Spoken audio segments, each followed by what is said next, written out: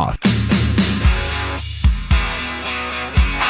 6:36, Nashville's Morning News on Super Talk 99.7 WTN. Welcome on in, along with Joan Jones and KGB, Jeff Malinoff. EJ Haust is joining us on the Newsmaker Hotline. EJ, always great to have you on. It's been a few days, and we have a lot to catch up on, so always great to have you on. So let's start with last night and Donald Trump's interview with Sean Hannity. One of the things, and I've been talking about this, one of the things that the president intimated is that it sure is a shame that Joe Biden didn't pardon himself, and people are taking that to mean that the president may, encourage investigations into the former president. What do you think? Yeah. Well, I would love to see that happen, but I don't think it's likely. Remember that every time President Trump speaks, he's negotiating something. I'm sure he's just instilling fear in the Biden family so that they will go away quietly. That's kind of my take on it. I don't think he's being serious about it. There's far too many other really big, important, forward-thinking things to do that Joe Biden investigation would be a distraction. Yeah. Right? Investigating Jill or going backwards would be a distraction from the really big things that he wants to accomplish. His legacy he doesn't want his legacy to be, I took down the Biden family, or we spent 2 years in investigations and blah, blah, blah. Not to mention the fact that, weaponizing the government against a political opponent is something that he speaks very clearly against. Yep. It happened to him, so he can't exactly be the example if he's doing the same thing. Well, it's interesting because there's a passionate part of me that just cannot stand the Bidens, cannot stand the Democrats for what they've done to us as a party and a country the last 4 years.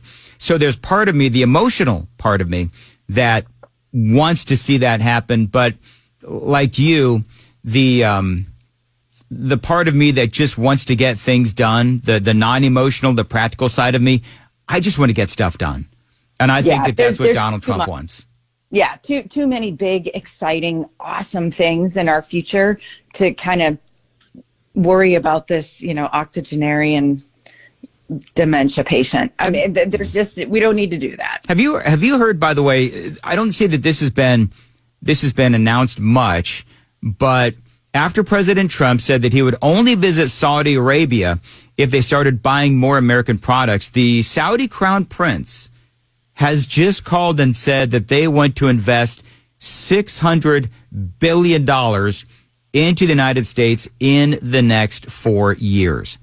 Now, it's incredible. I don't know, man. I don't want to sound like a sycophant for Donald Trump, but the wins just keep coming. Yeah, they do. Look at all the investments. Now, we have to remember, he's going to make a few mistakes. Oh, yes. It's going to happen. He can't do everything all by himself. He is a president, not a king, not a savior, right? We have to kind of keep that in mind. But yes, right now, this week, keep riding the wave, riding this high that we're on because we deserve it. We went through a lot of stuff to get here. And so I think it's okay to be really excited right now and support the president. I hope our Republican friends in Congress, specifically in the Senate, will understand this high that we're on and understand that we want them to confirm everybody. Yep. Just go ahead and get that done. Quit I was going to say a nasty word there, but, quit doing what you're doing that's slow walking all of this stuff and let's get it all done. I'm curious as to your opinion. Yesterday we spoke about this at great length, so I'm just going to paraphrase because people hopefully heard it yesterday. It was in the news. You got these billionaires and they want to invest $500 billion. And the headline it was all about AI infrastructure, but everybody focused on this supposed cancer vaccine. I know, knowing you, EJ, that you know this story.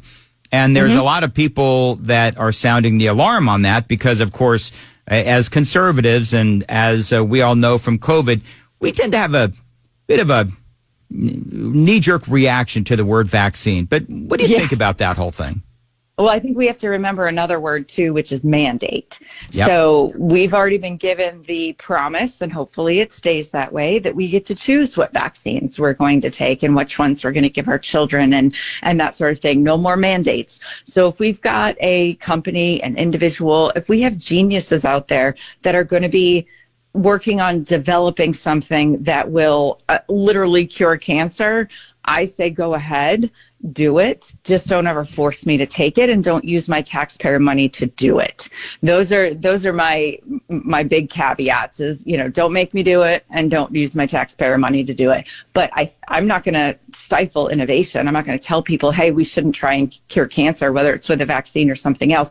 Also remember that we call everything a vaccine these days. It's not a real vaccine. It's not in the same line as polio and some of the other things that we've been given MMRs and things for a million years. It's individualized medicine, and that's kind of a different animal altogether. So I've unfortunately known too many people that have passed due to cancer, and I don't think the treatments we've got are working. So if there's somebody who says, hey, we should try this and we should look into something else and we should investigate and experiment and do some things and really research another way to tackle this beast, I'm not going to tell you not to. I just have those caveats.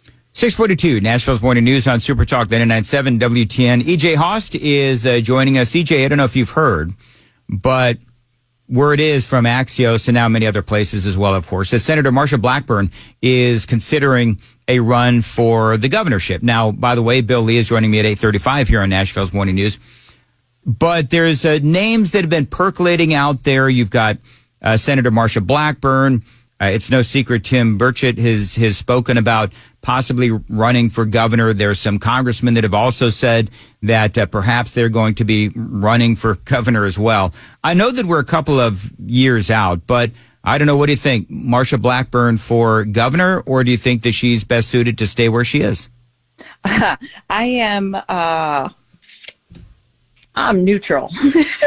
I'm not going to say anything this far out. I think you'll be hard pressed to find anybody with a war chest bigger and support lacking than Marsha Blackburn, right? So she's got plenty of support. She's got a lot of supporters here in the state. She's got money from other states that will come in pretty easily. Republican National Governors Association will probably like her very much. Like there's some big money, big support for Marsha Blackburn. That's not to say, however, that there won't be someone else who also has the backing of, the big money people. I would like to see somebody who has so much support from the people of Tennessee that it's overwhelming and it doesn't matter how much money that is, right? So we'll have to see if Marsha also fits that bill, but it's too early to tell. There will be so many people putting their name in the ring, and we're going to have to sort through all of these people that are just, power hungry and would rather the cushy job of staying in their home state than having to travel, right? That's always a thing, especially when you're talking about House reps and whatnot. So we'll see. Yeah, there's a lot of names that have been out there and rumors and everything. I think it's going to be a really fun couple of years. It is 6:45 on Super Talk 99.7. EJ Haust is joining us. EJ, let's talk a little bit about the school shooting in Antioch. I'm sure you know the story. You're a mom as well. So one of the conversations that have come out of this is whether or not phones should be banned in schools. And this is always a conversation. Right now here in the state of Tennessee, it depends on the district. And some districts have banned it. Everybody's got their sort of different nuance to the same thing. But by and large, phones have not yet been banned in a lot of places. The pro people will say, well, it's, you've got the kids. They're always so distracted. So these phones need to be banned. Then you've got people that will say, well, the kids need to be able to get a hold of their parents just in times of emergency, like we saw in Antioch yesterday. What do you think? Yeah, that's a tough one. The phones don't help them learn anything while they're at school. And in my opinion, they just don't need them. They don't. And if there's an emergency like there is one, yesterday, They don't need their phones then either, because it's all over the news. The parents are going to the school. They're probably getting phone calls, alerts from the school anyway. The parents are.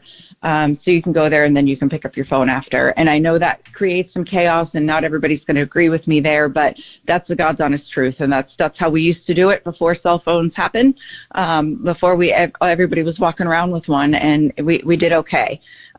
Kids, in fact, were getting better grades in math and science and English when we didn't have phones. So, that's not the only reason, but it could very well be one of the main reasons, is that they are distracted. The other part to that thing is too, though, we have to remember that we're giving these kids technology at every turn. So while we may take away their phones, we're giving them iPads to use in school. And so they're manipulating these iPads faster than we can put controls on them. The kids are going to find a way to be active, whether we give them their phones or not, on these social media apps and things like that. I think the larger question at this point is, what is making our kids so angry? Why are they so full of hate and anger? It's a very, very sad situation, but more and more and more, not just teenagers, but we're getting into like 5th, 6th grade, where these kids are just angry. There has to be something to it. We know that social media, we know that access to these different apps is messing with their brains in a very bad way.